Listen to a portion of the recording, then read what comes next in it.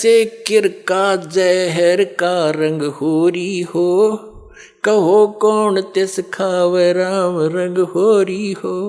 अगर तो होरी माने खुशी, जैसे होली बनाते हैं अपने हिंदू धर्म में, तो होली का मतलब बड़ी खुशी के साथ नाचते हैं गाते हैं।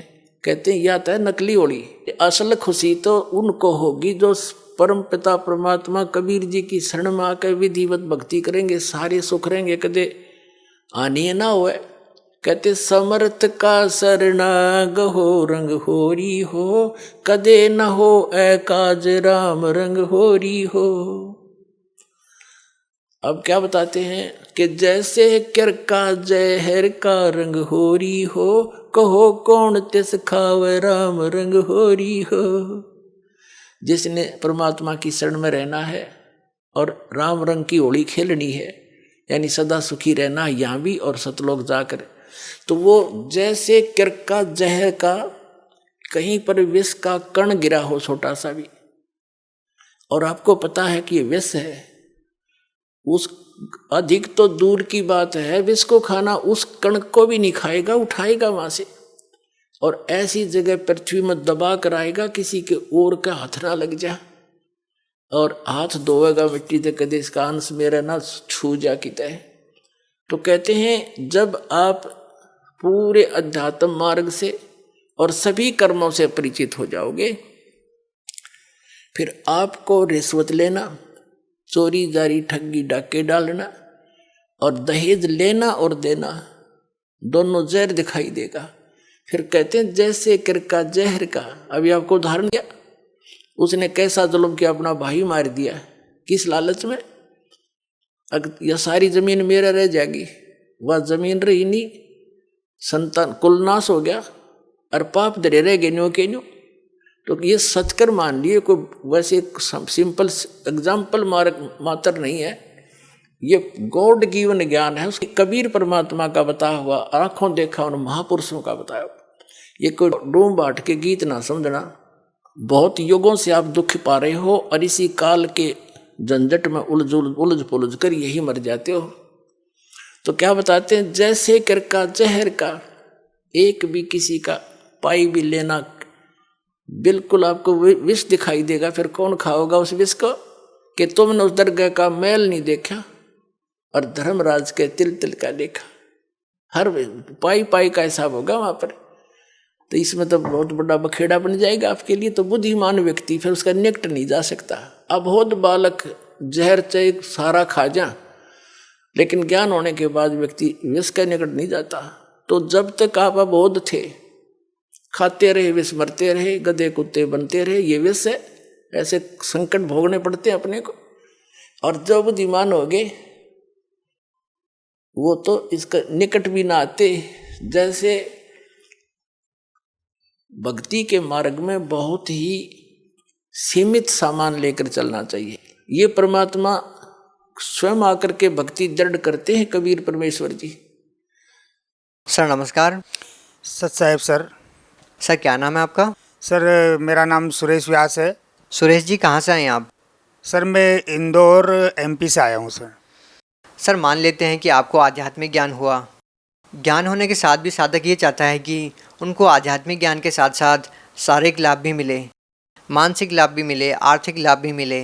तो आपको संत रामपाल जी महाराज से जुड़ने के बाद क्या लाभ मिले?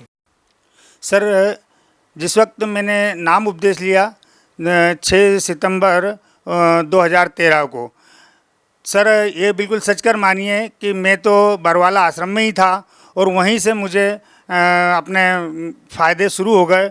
मैं वहीं पे था और मैंने घर पे फ़ोन लगाया, फ़ोन पे जानकारी मिली कि मुझे गांव से जो अभी तक पैसा नहीं मिलता था खेती बाड़ी से, वो मुझे सहयोग राशि मिली और मैं बहुत प्रसन्न हो गया। और उसके बाद मैं घर पे आया भगत जी सर। उसके बाद में कम से कम जिस जगह में, जिस फैक्ट्री में सर्विस करता था, वहाँ पिछले 6 वर्ष से मेरा प्रमोशन नहीं हुआ था। और संत हमारे गुरुदेव रामपाल जी महाराज जी से नाम उपदेश लेने के बाद में 3 महीने के अंदर उसी व्यक्ति ने मेरा प्रमोशन फॉर्म भरा जो मेरे 6 साल से प्रमोशन नहीं कर रहा था। सर ये मुझे दूसरा बहुत बड़ा लाभ मिला जिसको प्राप्त करके मैं बहुत प्रसन्न हुआ। मेरे घर परिवार में भी सबको खुशी हुई। उसके बाद सर कि लगातार लाभ होते रहे। आर्थिक रूप से मेरे परिवार में जो मुझे तंग हाली चलती थी, उसके बाद में मैं थोड़ा समृद्ध होने लगा, बच्चे सर्विस करने लग गए और बच्चों के लिए जो मैं संबंध के लिए, शादी ब्याह के लिए भटक रहा था, परेशान हो रहा था पिछले 3-4 सालों से, तो मैंने परमात्मा संत रामपाल जी महाराज जी के चरणों में अरदास लगाई। संत रामपाल जी ने आशीर्वाद दिया कि जा हो जाएगा। सच कर मानिए सर कि उसके बाद में विदिन 6 महीने के अंदर दोनों बच्चों के संबंध हो गए और दोनों बच्चों का एक ही साल में बहुत अच्छे से संबंध हुआ, बहुत अच्छे से शादियां हुई, जो सब लोगों ने देखा और आश्चर्य किया। और लोगों ने मुझे बताया कि कुछ भी हो सुरेश जी, आप तो जिस गुरु जी के चरणों में गए थे, आपके वहाँ से बहुत बड़े बड़े फायदे हो रहे हैं। सुरेश जी, सबसे आश्चर्यजनक बात पता है क्या है? जब हम संत रामपाल जी महाराज के अनुयायियों से बात करते हैं तो 80% लोगों ने ये कहा है कि जब से उन्होंने संत रामपाल जी महाराज से नाम दीक्षा ली है, उन्होंने नशा छोड़ दिया है। 20% लोग नशा करते ही नहीं थे पहले से ही।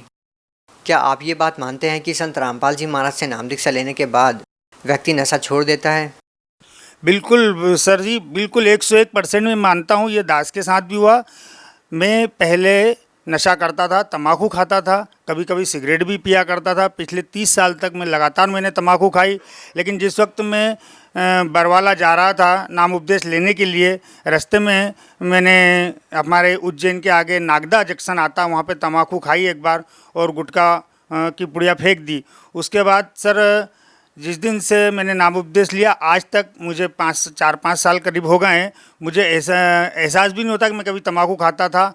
और हमारे संगत के अंदर आज सदगुरु रामपाल जी महाराज जी के जितने शिष्य हैं, लगभग 1 करोड़ शिष्य हैं सर, वो एक भी व्यक्ति किसी भी प्रकार का नशा नहीं करता। 80% व्यक्ति उसमें नशा करते थे, जिन लोगों ने नशा छोड़ दिया और उनको आश्चर्य होता है कि हम नशा करते कहते थे, छूट कैसे गया, और उन्हें याद भी नहीं रहता कि हम कभी नशा करते थे।